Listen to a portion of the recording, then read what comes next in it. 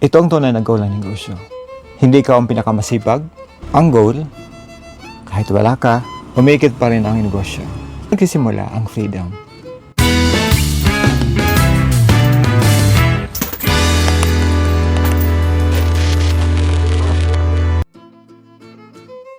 Subukan mong pumikit sandali.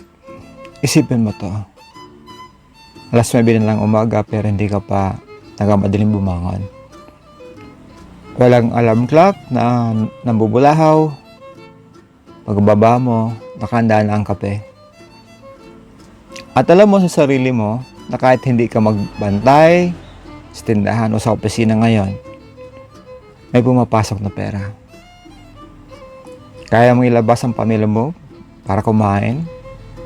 At pagtingin mo sa menu, hindi yung presyo ang sa kanan ang una mong tinitingnan, kundi yung gusto nilang kainin.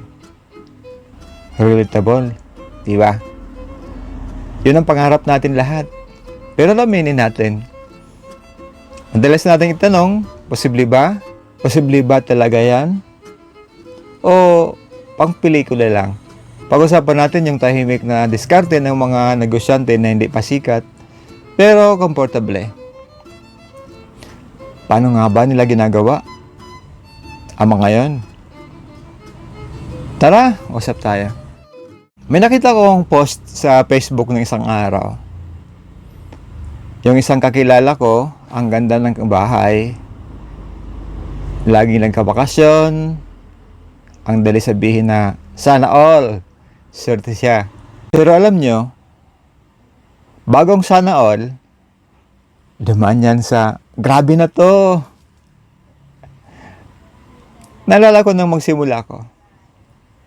May mga gabing na tinitingnan ko yung mga listahan ng mga PD post-dated check at ang binta ko. Tapos, napabuntong hininga ka na lang kasi mas mahaba pa yung utang. Gusto mo magsiklib pero hindi pwede. Kasi pag tumigil ka, titigil din ang saing ng pamilya mo. Doon ko na-realize, ang comfortable life ay hindi lang tungkol sa laki ng binta. Kailangan mo ng safety nets. Yung hindi ka lang basta kumikita, kundi secured ka. O ano, nagbabayad ka na ba ng SS mo?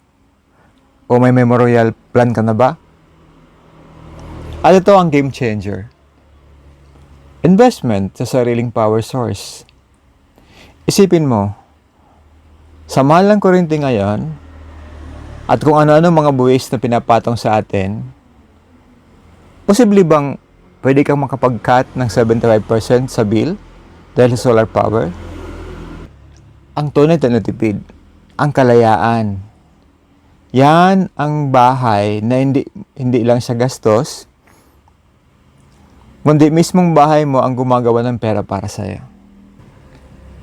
Ito ang pinakamahirap sa part sa ating mga micro-entrepreneurship. Ang pagbitiw. Aminin mo, ikaw ang manager, ikaw ang cashier, ikaw ang tagabuhat, ikaw ang tagalinis. Hero ka. Di ba? Pero, pagod na hero. Ang turning point ng bawat matagumpay na negosyante ay yung mapagod na silang maging lahat. Yung ship form, ako lang ang nakakaalam nito. At kahit wala ako, gagana to. Hindi nangyayari over time. Nagsisimula sa isang taong mapagkakatiwalaan. Isang notebook na kung saan nakalista ang routine ng tindahan. Isang sistema ng inventory para hindi ka hula sa pagbilang gabi-gabi. Yung unang business na umuwi ka ng maaga at hindi gumuho ang negosyo mo. Yung ang unang lasap ng tunay na tagumpay. Linawin natin to, katropa. Ang comfortable life ay hindi yung Ferrari o mansion na may fountain sa gitna. Masyadong lavish lifestyle naman ata yun. At ang ingay, no? Ang tunay na comfort ay yung peace of mind. May pera ka kahit nagpapahinga, hindi na ninervyos sa bayarin, sa katapusan, at higit sa lahat, may oras ka na. Hindi ito isang malaking talon para itong pakyat sa hagdan. Isang baitang bawat araw hanggang sa magulat ka na lang, hindi mo na hinahabol ang pera. Ang pera ang kusang lumalapit sa'yo. Dahil maayos ang buhay na binuo mo. Napansin niyo ba yung mga pinakamatatag na negosyante sa lugar niyo? Sila yung hindi naka-gold chain o nagpo-post ng bundle ng cash. Simple lang sila. Bakit? Kasi hindi sila umaasa sa isang gripo lang. May tindahan, may kaunting paupahan. Kapag may nang isa, may sasalo sa kabila. At ang pinakamalaga, hindi nila kinakain ang binhi. Pag kumita, reinvest. Pag lumago, paulit-ulit. Disiplina ang puhunan nila. Hindi lang yabang. Ang goal nila ay maging steady, hindi pa sikat. Kasi ang sistema, ang nagpapayaman, hindi ang isang bago o bugso ng swerte. Ito ang babala ko sa inyo, mga kaibigan. Kapag nagsimula ng gumanda ang takbo, diyan dumarating ang maraming tukso. Lumaki lang ang kita, nagpalit agad ng motor. Tumaas lang ang binta, upgrade agad ng cellphone. Ang tawag dyan, lifestyle creep. Ang ending, kahit malaki ang kita, pagod ka pa rin. Kasi, kailangan mong habulin yung lumalaking gastos mo. Ang tunay na pag-asenso ay kapag kaya mong maghintay. Hayaan mo ang sistema mo ang bumili ng luho mo. Huwag ang pawis mo. Darating ang araw,